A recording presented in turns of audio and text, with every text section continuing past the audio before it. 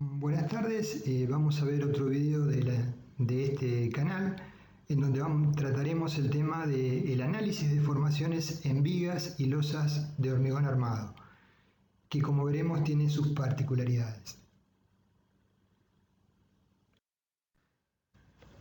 En la actualidad, el método de diseño de las piezas de hormigón estructural, como sabemos, se basa en los estados límites últimos, es decir, en el análisis de la estructura bajo las cargas mayoradas y comparar las solicitaciones requeridas con las solicitaciones disponibles en función de las secciones de las piezas y la armadura dispuesta. Los requisitos que permiten asegurar un adecuado comportamiento bajo esos estados límites de rotura no necesariamente nos garantizan que bajo el nivel de carga de servicio ese elemento que estamos diseñando, viga o losa, se comporte satisfactoriamente. Al respecto, nuestro reglamento 201-2005 establece en el artículo 9.5 que los elementos de hormigón armado solicitados a flexión se deben diseñar con una rigidez adecuada, tal que permita limitar las flechas o cualquier deformación que pudiera afectarlos en forma negativa, tanto la resistencia como el comportamiento en servicio de la estructura. Cabe recordar que el CIRSOC 201-2005 no es más que una transcripción, por lo menos en lo que es el diseño, de elementos del código ASI 318-2005 para los amigos de México, Perú, Chile, Colombia que miren el canal. Es decir, que todo lo que estamos mencionando es de aplicación al código ASI 318-2005. Vamos a hablar también de las nuevas versiones del código ASI 318, qué variantes o modificaciones ha establecido. En principio, esta definición no nos ayuda demasiado si somos diseñadores o proyectistas, porque lo único que nos dice es que no debemos tener flechas que afecten en forma negativa el funcionamiento. El tema es cómo lograr ese propósito. Dentro de los estados límites de servicio, ya veremos un video que hablará de fisuración, ahora estamos hablando del tema de formaciones y luego veremos otro que hablará de vibraciones, sobre estructuras de hormigón armado. Hay un tema que es interesante analizar. En décadas anteriores, entre el año 40 y el año 70, no se volvía tan relevante verificar las condiciones de fisuración o deformaciones.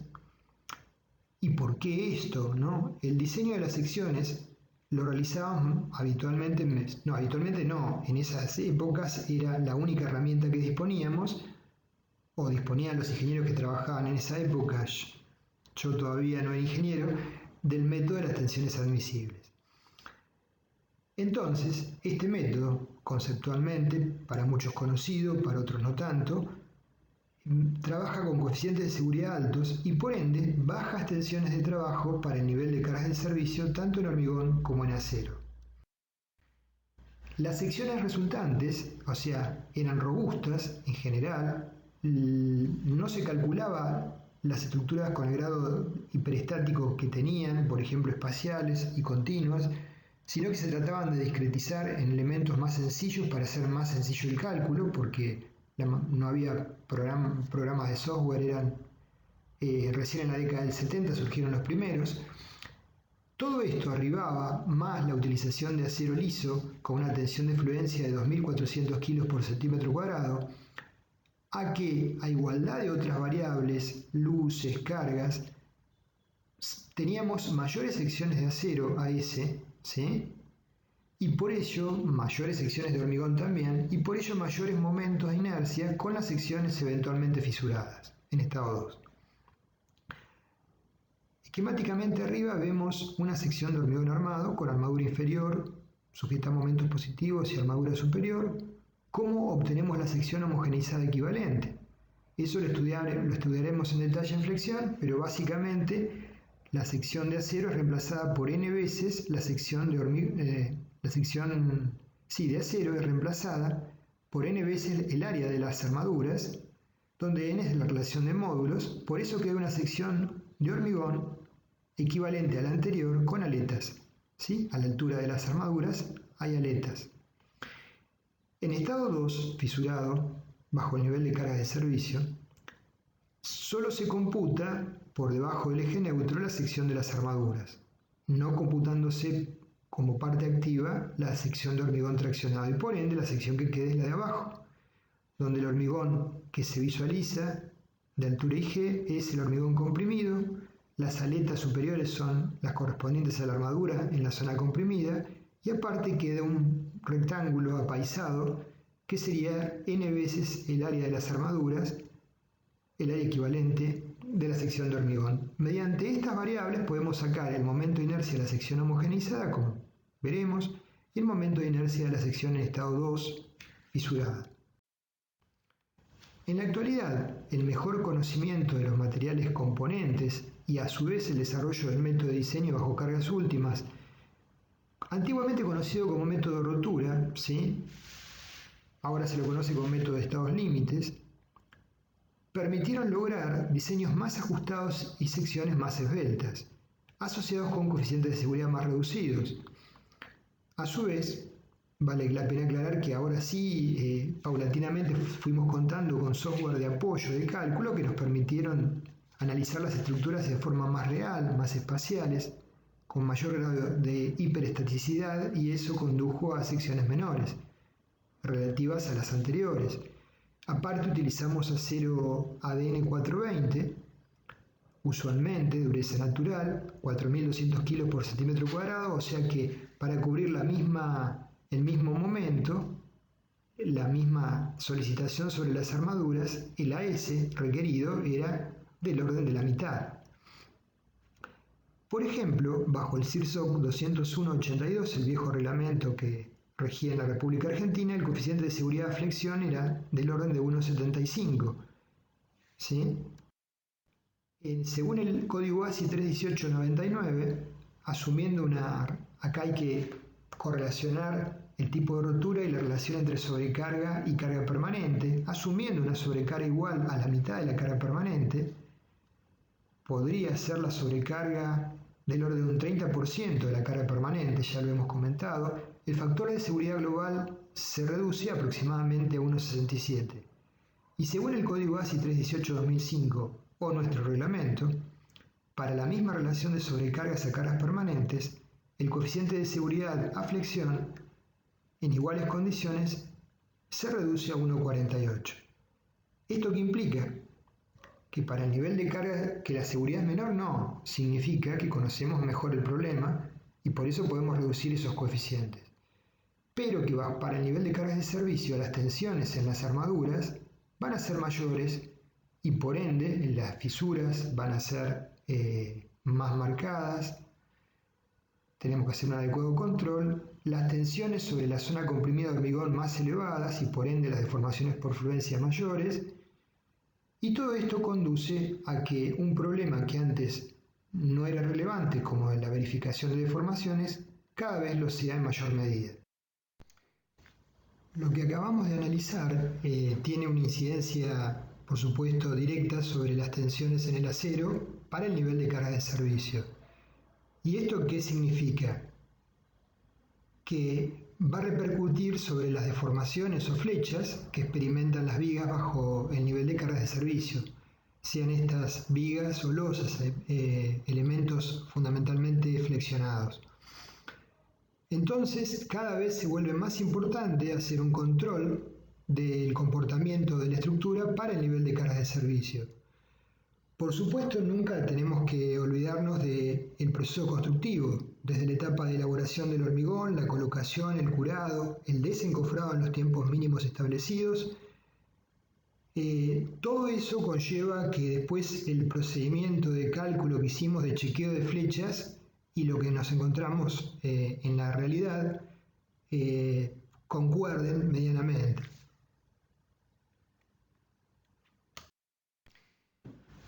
Las flechas que se pueden presentar en una viga que estamos estudiando o en una losa, al igual que el espesor de fisuras, que lo trataremos en la clase, en el video que veamos o los videos de fisuras, constituyen una variable aleatoria. Por ello, solo podemos lograr, mediante un estudio adecuado, razonable,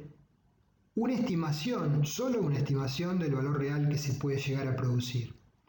El CIRSOC 201-2005, al igual que el código ASI 318-2005, propone dos criterios para el control de flechas bajo el nivel de carga de servicio. Uno que es un método indirecto y aproximado que nos permite controlar las deformaciones a través de un control de las esbelteces, sobre el cual vamos a hacer algunas observaciones. Y otro es directamente el cálculo de las flechas, que lo vamos a tratar. Por ejemplo, en una viga de este tipo, como la que marqué, sobre la cual apego una columna de varios niveles, no cabría el primer método, sino el segundo, el cálculo de las flechas, y cotejar luego los valores obtenidos con los valores máximos admisibles. Un posible criterio aproximado y solo aplicable a elementos sometidos a flexión que no estén ligados a piezas no estructurales o cerramientos que puedan llegar a sufrir daños cuando las vigas se deforman en forma excesiva, consiste entonces en hacer un control de las alturas mínimas de los elementos, vigas o losas, que nos garanticen, basado en la experiencia naturalmente, que las deformaciones que posiblemente se presenten estén dentro de límites aceptables. Como el código ASI y el reglamento nuestro presenta esta tabla. Fíjense que tenemos alturas o espesores mínimos H, condiciones de borde simplemente apoyado, con un extremo continuo, con ambos extremos continuos, para losas macizas armadas en una dirección y para vigas o losas nervuradas en una dirección, cocientes, la luz sobre 20, la luz sobre 16, por el cual, en función de la luz que es conocida, podemos determinar la altura mínima de la viga o el espesor de la losa armada en una dirección. Pero esta tabla tiene una objeción, tiene dos objeciones importantes. La primera tiene que ver con la intensidad o magnitud de las cargas, que no está contemplada en un parámetro de control para limitar las esbelteces. Y otra es la relación peso propio a cargas totales, o sea, cargas permanentes a cargas totales, que tiene que ver con el incremento de las deformaciones por fluencia lenta. Ya vamos a ver que hay otras tablas de otros códigos o normativas que sí lo contemplan. Cuando tenemos problemas de deformabilidad, puede ser en el dibujo 1, por ejemplo, tenemos la viga superior en negro, es más deformable, y las fisuras que se producen en los cerramientos son del tipo que se ven en el primer dibujo. Cuando la viga más deformable es la inferior, las fisuras tienen otras características, son horizontales, y cuando el sistema es deformable sería un cuadro de fisuras que nace en las esquinas tipo 3. Como complemento del enfoque que hace el código ASI 318, podemos mencionar lo que menciona la norma española de hormigón estructural del 2008 o los eurocódigos S2. Presentan tablas que sí contemplan una de las variables que mencionamos, que es la intensidad de las cargas. A modo de ejemplo, para una viga simplemente apoyada, el ASI 318 nos fija un esbeltez límite de 16 y los eurocódigos para cuantías bajas establecen un valor de 20 y para cuantías altas un valor de 14. Es decir, que relacionan, si la cuantía es baja, seguramente la intensidad de las cargas son también reducidas y por ende el cuadro de fisuras que se van a presentar y las deformaciones incrementales por fluencia van a ser menores. Por eso nos permiten esbelteces menores. Esto es acá vemos la misma comparación para una viga interior continua. El código ASI 318 nos establece un esbeltez límite de 21. El eurocódigo S2 para cuantías bajas 30. Fíjense que permite esbelteces bastante mayores y para cuantías altas se acerca mucho al valor del ASI 20. Y para vigas interiores o losas unidireccionales, el ASI 318 establece un esbeltez límite de 28 y el eurocódigo para cuantías bajas de 30 y para cuantías altas de 20. No hay una buena correspondencia entre asociar que el código ASI establece las esbelteces límites en función de que la cuantía sea baja o alta, porque hay coincidencia en algunos casos con las cuantías elevadas y en otros casos, en el segundo caso, con las cuantías más reducidas. Pero en principio es más racional este enfoque. Hay tablas, esto está adaptado del libro de McGrath, por parte de un colega, que son más completas porque en esta tabla participa la relación entre D y D más L, es decir, cuanto más más importante sea la participación de D frente al paquete total, las cargas permanentes van a tener naturalmente una incidencia más fuerte. Y sobre el tema de deformaciones, eso va a repercutir en un incremento de las deformaciones por fluencia. Por eso, cuando D sobre D más L es mayor que 0,5, las esbelteces en el renglón de abajo a igualdad de condiciones de borde se reducen. Esta tabla impone condiciones más restrictivas y está asociado con una cuestión muy interesante que son el incremento de las deformaciones por fluencia, que ya vamos a ver que son significativas. Entonces vemos nuevamente la tabla.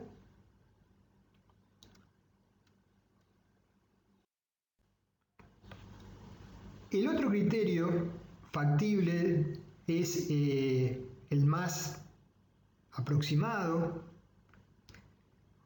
y es aplicable a cualquier tipo de elemento. Consiste en el cálculo de las flechas en el elemento en estudio y comparar luego el valor de cálculo con los valores tabulados, que en principio en el código ASCII 318 la tabla base es la que vemos. A modo de ejemplo, entre pisos que no soportan ni están unidos a elementos no estructurales que puedan sufrir daños, la flecha instantánea debida a la sobrecarga L no debe ser mayor que L sobre 360. Y después hay la misma situación, pero si soporta elementos que puedan sufrir daños, la deformación límite se reduce a L sobre 480. Aclarando que es la flecha activa o la parte de la flecha que puede afectar ese cerramiento, concepto que vamos a precisar en unos minutos más. Al respecto, el Comité ASCII 435, que trata este tema en detalle, es más restrictivo. Nos dice, la flecha activa debe ser menor que la luz sobre 600 o 7,5 milímetros. Comparándolo con el código ASCII 318, nos definía para igualdad de condición la flecha activa menor que L sobre 480. Siempre es interesante, independientemente de que utilicemos un código o reglamento para el cálculo, cotejar con otras publicaciones o códigos referentes al mismo tema para ver si podemos ampliar la visión del tema. Si la flecha activa es importante, se pueden generar problemas de fisuración en la mampostería, como visualizamos acá en el dibujo. Cuando hablamos de flecha activa, más allá de que lo vamos a aclarar más adelante, nos referimos a la deformación que sufra la viga, solo la deformación que sufra la viga cuando esté hecho el cerramiento. La que ha tenido previa no nos interesa para evaluar el posible daño al cerramiento.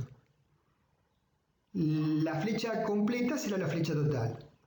La flecha que soporte la viga, que sufra la viga, luego de colocar el cerramiento, no producto del cerramiento, sino producto de todas las cargas, la denominaremos en este caso flecha. ¿Qué razones tenemos para controlar las deformaciones para el nivel de cargas de servicio? Bueno, muchas son más que obvias: daños a otros elementos no estructurales, como dijimos, cerramientos o a veces frentes de carpintería, funcionalidad, drenajes para estructuras muy sensibles como puentes grúas, estéticas. Naturalmente el comitente o el dueño del local, si ve vigas con deformaciones apreciables o losas, va a tener un impacto psicológico y una sensación de inseguridad. Y el confort, porque si son muy esbeltas los elementos, puede ser que los ocupantes perciban las vibraciones y eso es muy molesto y produce una pérdida económica del bien. Ya lo vamos a ver en el video de vibraciones. ¿Cómo clasificamos a las flechas? Las flechas, básicamente tenemos las instantáneas, que están asociadas con la aplicación de la carga y la deformación que se produce apenas la aplicamos, y las diferidas, que son manteniendo la carga aplicada en el elemento, el incremento de deformaciones que sufre a lo largo del tiempo. ¿Y qué origina esto, a diferencia de un perfil metálico? Los fenómenos que tienen que ver con la naturaleza del hormigón, la contracción de fragua y la fluencia lenta. El primero influido por condiciones medioambientales y el segundo influido también por la intensidad de las cargas. O sea, si no hay cargas de naturaleza permanente, el fenómeno de fluencia lenta no se produce. Si hablamos de flechas instantáneas, en principio, ¿de qué factores son relevantes para determinar las mismas? La edad o puesta en carga del elemento es una variable sumamente importante. El hormigón más joven tiene un modo de elasticidad menor y a igualdad de condiciones sufre mayores deformaciones. La magnitud y la distribución de la carga, la luz del elemento y las condiciones de borde naturalmente inciden. La geometría de la sección y la cuantía del acero traccionado es una variable importante porque cuando se fisura la viga y pasa del estado 1 al estado 2, lo que se computa para determinar el momento de inercia de la sección fisurada es la armadura, la sección de acero traccionado. La cuantía de la armadura comprimida porque también interviene en la evaluación del momento de inercia de la pieza y aparte tiene una incidencia sobre todo no en tanto en las flechas instantáneas, sino en las flechas diferidas, en el incremento de las deformaciones, ya lo vamos a ver, y las propiedades en general de los materiales, por supuesto en la medida que el hormigón tenga un modo de elasticidad mayor, a igualdad de condiciones va a tener menores deformaciones. Entonces, propiedades del hormigón que inciden en el comportamiento, el módulo de elasticidad tal cual lo planteamos, la resistencia a la compresión y la tensión de rotura-tracción por flexión. Esta última condición está asociada naturalmente de forma indirecta con la resistencia a compresión del hormigón y tiene que ver con para qué nivel de tensiones se generan las fisuras en la zona traccionada del hormigón. Con respecto al módulo de elasticidad, el CIRSOC 201-2005 y el código ASI 318 lo definen como el módulo secante. Si graficamos las tensiones en función de las deformaciones específicas en el hormigón y unimos una recta que pase por el origen y corte la curva para un nivel de 0,45 de la resistencia característica F'C, la pendiente de esa recta nos define el módulo secante. Esta es una forma de definir el módulo de elasticidad. Hay otras variables como el ZFIP que adopta la expresión que vemos, es el módulo tangente inicial. El módulo tangente inicial es para cargas instantáneas, ¿sí? Es la tangente a la curva en el origen. Tenemos módulo secante o módulo tangente para algún otro nivel de cargas determinado en algún punto de la curva. Por supuesto que el ZFIP después a esta expresión del módulo tangente inicial lo afecta de otros coeficientes para transformarlo en un módulo menor para mayor nivel de cargas. Las deformaciones instantáneas, conocemos los que pasamos por las estabilidades, son función de las cargas, de las luces y de las condiciones de apoyo del elemento que estemos estudiando.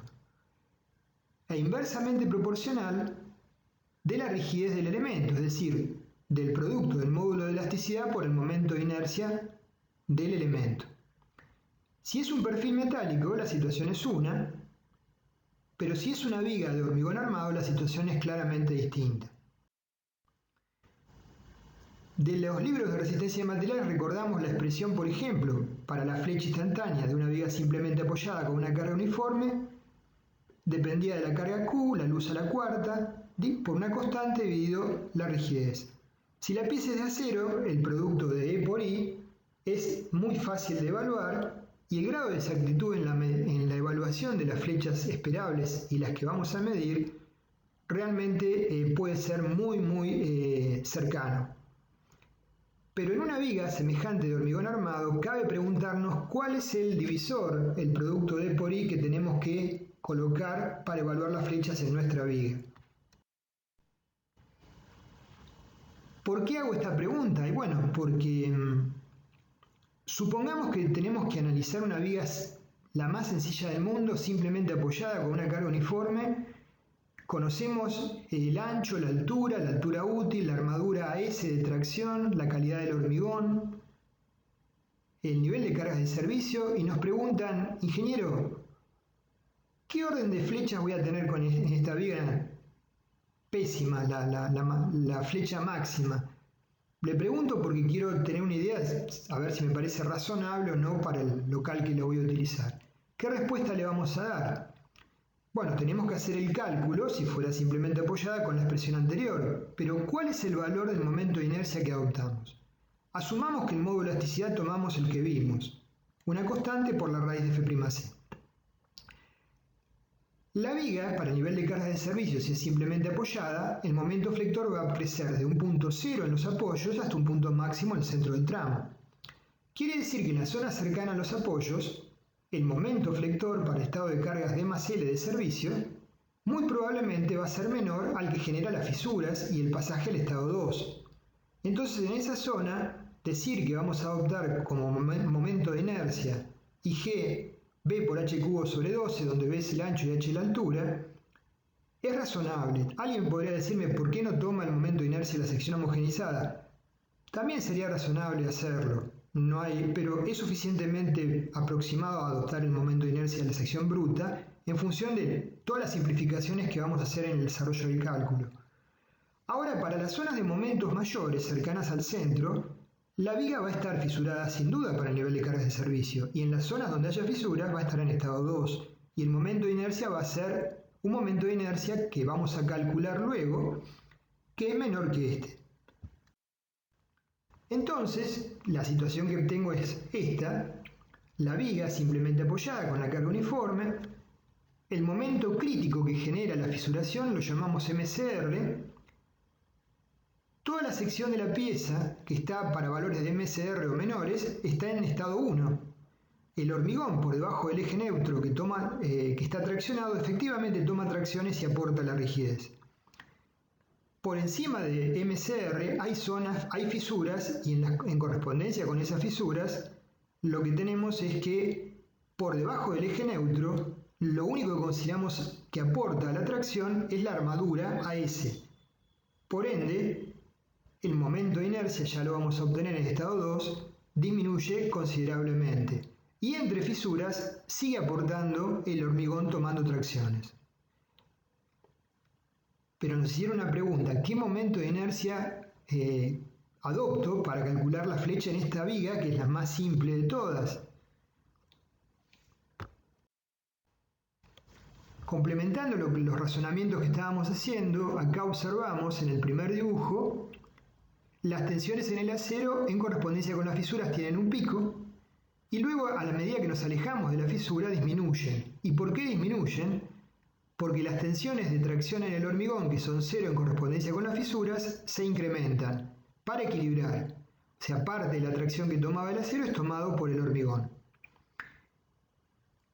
A su vez, en correspondencia con las fisuras, a cada lado de las mismas aparecen las tensiones de adherencia, que se oponen al deslizamiento relativo. Conviven en la viga zonas en estado 1 con zonas en estado 2, o sea, zonas no fisuradas con zonas fisuradas. Bueno, acá estamos viendo una tipología que son las vigas chatas, que son naturalmente muy factibles que sufran deformaciones importantes. Cada vez es más frecuente que en los anteproyectos de arquitectura se solicite vigas de este tipo, ¿no? Porque la planta libre en el piso es mayor y por diferentes circunstancias. Acá hay que chequear con mucho cuidado el tema de las deformaciones totales y las flechas activas. Por otro lado, también tenemos requerimientos cada vez más exigentes de arquitectura. En la década del 70 las luces entre columnas usuales, o sea, las luces de vigas estaban en el orden de los 4 metros. Hoy en día, en la actualidad, están cerca de los 6 metros promedio o más, con inclusive sectores con voladizos importantes como los que podemos ver en la foto. Entonces, para esta tipología de estructuras hay que hacer análisis de flechas diferidas o flechas totales para evaluar si hay algún tipo de problema o no. Clasificando las flechas, tenemos flechas instantáneas, que son las que se generan por las cargas apenas se aplican, las diferidas, que son bajo cargas mantenidas constantes a lo largo del tiempo, el incremento, la flecha total, que es la suma de las dos anteriores, y la flecha activa, que es, supongamos que una viga, sobre esa viga se va a ejecutar una mampostería de cerramiento, de la flecha total de la viga, la que se haya producido antes de ejecutar la mampostería no nos interesa en cuanto al posible daño sobre la mampostería. Solo nos interesa la flecha que sufra la viga luego de haber llevado adelante la mampostería. Lo vamos a explicar con más detalle, pero eso sería la flecha activa. El momento teórico que produce la fisuración lo definimos como momento crítico, vale Fr por Ig sobre It. Fr, que es la tensión de rotura-tracción por flexión del hormigón. En el caso del ASI 318 lo define como un coeficiente por la raíz de F'C, que es la resistencia característica a compresión del hormigón. Ig es el momento de inercia bruta de la sección, BH cubo sobre 12, e It es la distancia entre el punto de tensiones nulas y el punto de máxima tensión de la fibra traccionada.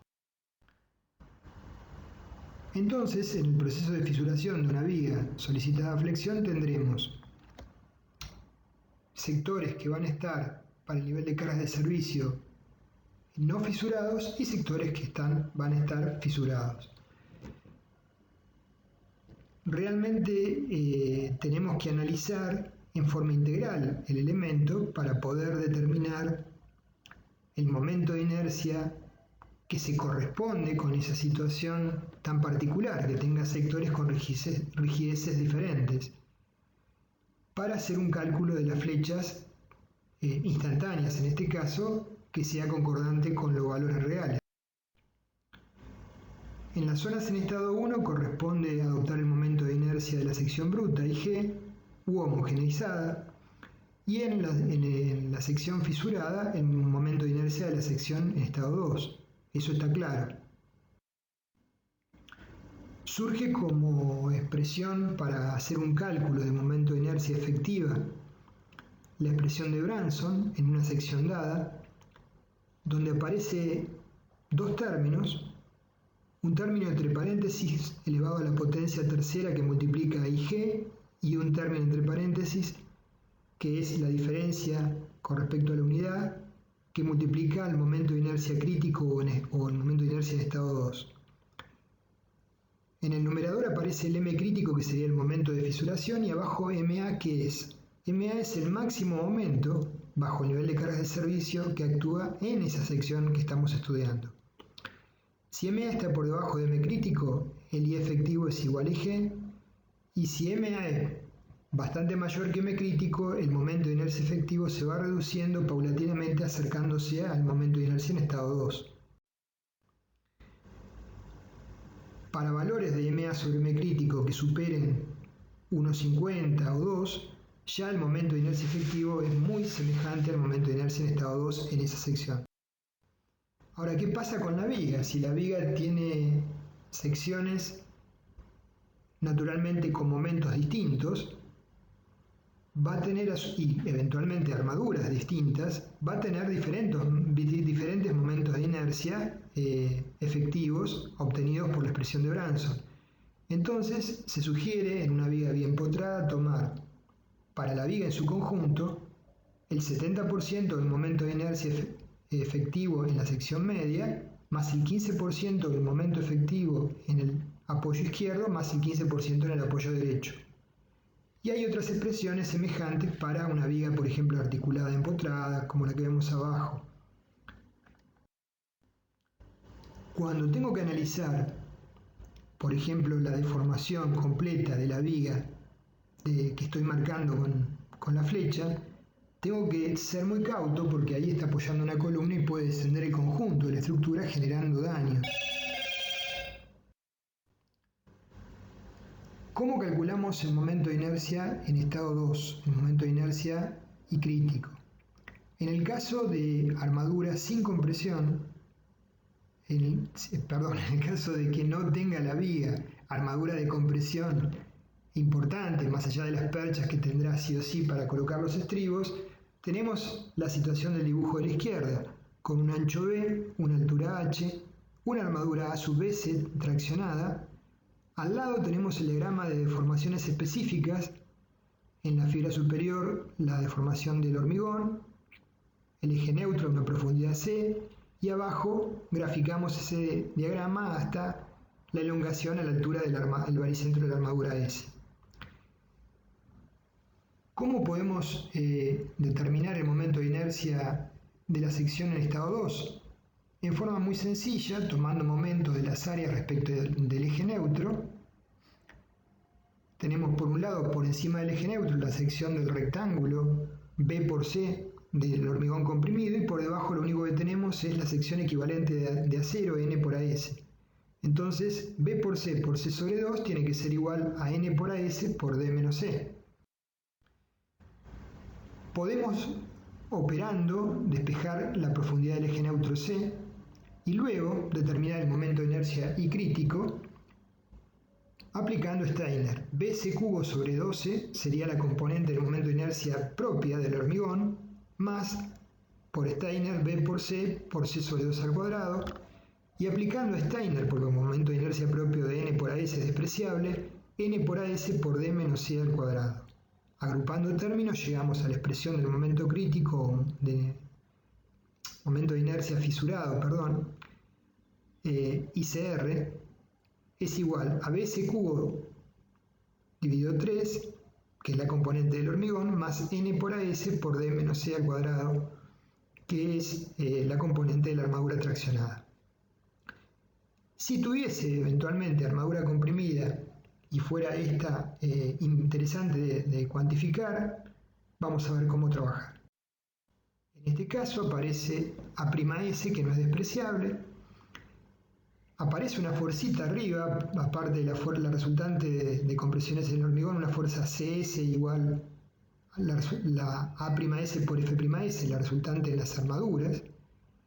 Igualamos las fuerzas, T es la fuerza de tracción en el término de la izquierda, AS por Fs es igual a la suma de las fuerzas de compresión, porque es momento flector puro, no hay fuerzas axiles, que es la suma de B por C por F'C sobre 2, la zona triangular, más A'S por F'S. Reagrupando términos podemos expresar todo en función de la profundidad del eje neutro C, y operando como anteriormente podemos determinar el momento de inercia crítico, donde aparece ahora un término adicional que es N-1 por A'S por el término entre corchetes C menos D' al cuadrado. D' es la distancia de la cara superior al baricentro de la armadura comprimida. En el caso más general, esta sería la forma de determinar el momento de inercia de la sección fisurada con armadura traccionada y comprimida. El código ASI 318, como ustedes saben, periódicamente se va actualizando, usualmente cada 3 años. La última versión, código ASI 318-2019, tuvo varios cambios interesantes. Uno de ellos se refiere a este tema. Investigaciones realizadas en los últimos años han demostrado que la expresión que vimos de Branson subestiman los valores de deformaciones que ocurren en las estructuras, en especial para elementos con bajas cuantías, como en general se da en losas. Entonces desarrolló Bishop una expresión algo diferente para evaluar el momento de inercia efectivo, que utiliza en principio un momento crítico algo menor al momento crítico que vimos, 2/3 de m crítico. Ahora vamos a ver la expresión de Bishop, que para cuantías menores al valor de referencia que estamos marcando, predice muy bien los resultados de los ensayos, y una cuestión importante y a tener en cuenta, arroja valores del orden del doble de los que estima Branson. Entonces, este es el momento de inercia efectivo según Bishop, el que propone el código ASI 318-2019 para este tipo de estructuras, y abajo se ve la correlación experimental con las expresiones de Branson y Bishop para un elemento con bajas cuantías de armadura. Con respecto a las flechas a largo plazo, son realmente importantes determinarlas porque generan un incremento sensible, como vamos a ver, varias veces mayor a la flecha instantánea.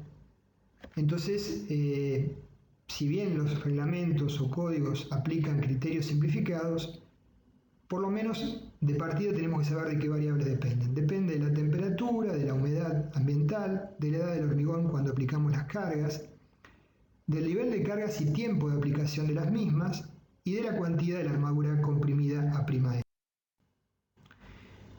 Acá tenemos un gráfico de la sección de hormigón con la armadura S, las deformaciones, el plano de deformaciones en la sección que analizamos inicialmente bajo cargas instantáneas. E'(i) es la deformación específica de compresión en la fibra superior de hormigón y εs es la deformación específica a nivel de las armaduras del baricentro por tracción. La profundidad del eje neutro inicial es C sub i y la rotación de la sección φ sub i. Si hacemos un control de deformaciones, vamos a ver que con el correr del tiempo, manteniendo la carga constante, la deformación del hormigón se incrementó en un valor SK, teniendo un valor total SI más SK. La profundidad del eje neutro tiene que haber descendido naturalmente. Veremos ahora la justificación, porque ante esta situación la tensión en el hormigón disminuye, entonces requiere, como el valor de la tracción T es constante, requiere que descienda el eje neutro, y eso implica que hay un incremento de curvatura en la viga y un incremento de las flechas.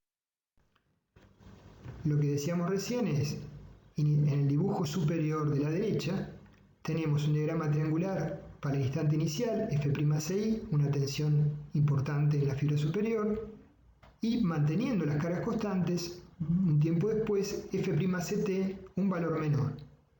Si el valor es menor y los dos triángulos tienen que tener la misma área total, entonces tiene que descender el eje neutro. Por lo tanto, el tema de las deformaciones generadas por la fluencia vemos que es un tema bastante complejo.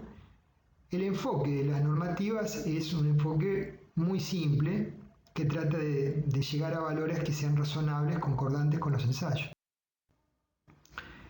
La contracción de Fraude genera deformaciones en las estructuras, ya lo vimos cuando estudiamos columnas con presión simple, que son restringidas de forma parcial por las armaduras. En las columnas las armaduras se distribuyen simétricamente, entonces la restricción es simétrica. Ahora en las vigas, naturalmente vamos a colocar más armadura donde hay más tracción. Entonces en una viga, por ejemplo en el vano con momentos positivos, va a haber mucha más armadura abajo que arriba. Por lo tanto, la restricción a la deformación va a ser mayor abajo que arriba, lo que implica que haya un incremento de curvaturas por estas deformaciones diferenciales que se suman a las deformaciones generadas por la fluencia lenta. La forma que evalúa el código ASI 318-2005 este problema es muy simplificado. Dice que las deformaciones delta incrementales es igual a la deformación delta instantánea, que calculamos como vimos anteriormente, multiplicada por un coeficiente lambda. Ese coeficiente lambda tiene la expresión epsilon, que sale de este gráfico, sobre 1 más 50 veces ρ'Ρ', ¿qué es? Es la cuantía de la armadura comprimida. Naturalmente, si incrementamos la armadura comprimida, restringimos más las deformaciones por contracción de Fraude y las deformaciones esperables a largo plazo son menores. Eso se ve en la ecuación. Y observamos también que el valor máximo a tiempo infinito, considerado tal 60 meses, es de 2, o sea que las deformaciones a largo plazo pueden ser 2 veces las iniciales y la deformación total 3 veces en total igual a las iniciales. En atención a esto, tengan en cuenta que un software que calcule deformaciones, solicitaciones y deformaciones con un método elástico lineal les va a dar como resultado las deformaciones elásticas instantáneas. Entonces vamos a ver la evolución de las flechas en una estructura típica de edificios en forma simplificada. Y vamos a definir entonces qué es la flecha activa. Cuando ustedes ven el gráfico, quizás digan esto es simplificado. Sí, en realidad sí lo es, porque no estamos considerando, por ejemplo, las cargas derivadas del apuntalamiento, estamos considerando que las cargas que generan la mampostería, carpetas o contrapisos se producen instantáneamente. Lo vamos a analizar unos segundos. En ordenadas marcamos deformadas en abscisas tiempo. Cuando comienza el proceso para T0, desencoframos las losas y vigas y se produce una delta ID, una deformación instantánea asociada con el peso propio de la viga que hemos desencofrado. La dejamos hasta T1 sin trabajar sobre la misma y hay un incremento, delta por delta ID, por fluencia y contracción de fragua de la flecha. En T1 suponemos ejecutar la mampostería de cerramiento, idealizándola que se hace en un instante y se genera una deformación instantánea delta IM por la carga de la mampostería. Permanece en el tiempo hasta T2 y hay un incremento de la flecha generada ya por la mampostería más el peso propio de la viga. En T2 ejecutamos los contrapisos, los pisos, los cielorrasos y hay un incremento instantáneo delta de IP generado por ese factor del peso propio que faltaba. Y entre T2 y T3 hay un incremento por fluencia lenta derivado de la totalidad de las cargas. Peso propio de la viga, sobrecargas impuestas, mampostería, etc. En T3 recién aplicamos las sobrecargas de uso y vemos 0,25 de L. ¿Por qué? Porque suponemos que no es razonable para evaluar una flecha realista considerar toda la sobrecarga de uso. ¿Podríamos haber puesto 0,5? Sí. O sea, no es razonable si no es un archivo o un depósito.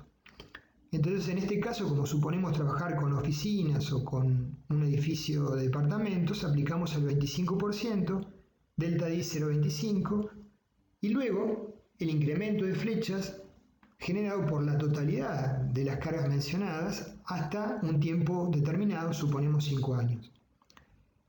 El valor total es delta T, la flecha total. Ahora, si nos preguntan cuál es la flecha activa que puede dañar los cerramientos, es lo que ustedes visualicen. La parte hasta T1 no se computa porque ya se había producido antes de hacer el cerramiento. A eso nos referimos con flecha activa. Entonces, estos son los conceptos. Si bien el gráfico parece un poco complejo, en realidad están bastante simplificados, si no podría ser más complejo aún, pero es más bien conceptual. ¿Cuál es el procedimiento entonces para el cálculo de las flechas? Dada una viga sobre la que actúa una carga permanente D y de larga duración, naturalmente, y una sobrecarga L que podemos suponer que es de corta duración, la flecha a largo plazo calcular como. Primero calculamos la flecha instantánea, delta ID, como hemos visto, adoptando los momentos de inercia efectivo que correspondan, ponderándolo si es una viga empotrada. Calculamos el incremento de flechas delta ID por contracción y fluencia, lambda por delta ID. La flecha instantánea debida a la sobrecarga, estrictamente hablando, es delta D más L menos delta ID, o sea hay que hacer la diferencia. Y de esa manera obtenemos todas las variables que se van a sumar completa. Con respecto a las losas, el código ASI 318 incorpora un concepto interesante que es la idea de que las vigas no tienen una rigidez infinita, que son flexibles como apoyos. Ya lo hemos visto en algunos videos, la incidencia que eso tiene, en los videos de, si ustedes lo quieren consultar, de clases virtuales de proyecto, creo que era el nombre, que fueron varios. Entonces esto nos permite una transición entre pisos que carecen de vigas y losas con vigas con diferentes tipos de rigidez, a través de un parámetro que definen como alfa m, que ahora vamos a ver cómo lo definen, que es un valor en cada una de las direcciones principales. Si queremos evaluar la flecha en la losa, va a ser la suma de la flecha propia de la losa, delta MI, delta MX, más la flecha de la viga, delta CI, delta CX, sobre las cuales la losa apoya. ¿Sí? Para vigas de rigidez intermedia, estos valores delta CI y delta CX no van a ser despreciables. El reglamento nos plantea alturas mínimas para losas armadas en dos direcciones en función de la variable alfa m. Para alfa m menor que 0,2 se considera que las Las vigas de apoyo son muy poco rígidas y el espesor de las losas debe ser el de entrepiso sin vigas. Para valores de alfa M entre 0,2 y 2 son vigas de rigidez intermedia, tenemos la expresión que visualizamos en el medio, Ln es la longitud mayor libre de la losa, o bien 12 centímetros que es la variable mínima. Para alfa M mayor que 2 serían vigas rígidas de apoyo, se permite 9 centímetros de espesor mínimo o el valor que se corresponda de cálculo de esa expresión. Alfa es el cociente de la relación de rigidez a flexión de la viga sobre la franja de losa comprendida. Entonces, repasando, alfa M menor que 0,2 son vigas muy flexibles, entre 0,2 y 2 vigas de rigidez media, y para valores de alfa M mayor que 2, vigas de rigidez importante. Hay una aclaración en el código: los espesores mínimos de las losas pueden reducirse si se demuestra por cálculo que esas flechas no superan los valores límites establecidos en la tabla que ya vimos. Para el cálculo de flechas en losas hay mayor cantidad de variables que en vigas aún. Por ejemplo, un parámetro adicional es la restricción a la rotación de las vigas de borde por torsión, la influencia en la distribución de cargas y el historial de las cargas, la relación de lado de las losas, la rigidez de las vigas de apoyo, el grado de fisuración, contracción, fluencia y temperatura. O sea, es bastante complejo determinarlas con precisión. Siempre hay que tener en cuenta las precauciones constructivas, porque de nada sirve un cálculo muy detallado con el software más preciso si en obra después las cosas no se ejecutan correctamente. Entonces, si cargamos al hormigón a muy temprana edad, con cargas importantes, es posible que las flechas que resulten sean mayores a las que habíamos previsto. Y las condiciones de humedad y temperatura inciden también sobre los valores que podemos esperar para las deformaciones de fluencia y contracción de fragua. Bueno, esto ha sido un pantallazo. Eventualmente podemos desarrollar algún ejemplo de aplicación si es necesario para clarificarlo. Existen métodos aproximados que plantean las normas europeas para el cálculo de flechas. Lo planteamos en el libro que hemos hecho con el ingeniero Donini, uno de los métodos con un ejemplo de aplicación. Son métodos sencillos con un buen grado de aproximación. Bueno, gracias por todo. Espero que nos acompañen con el próximo video.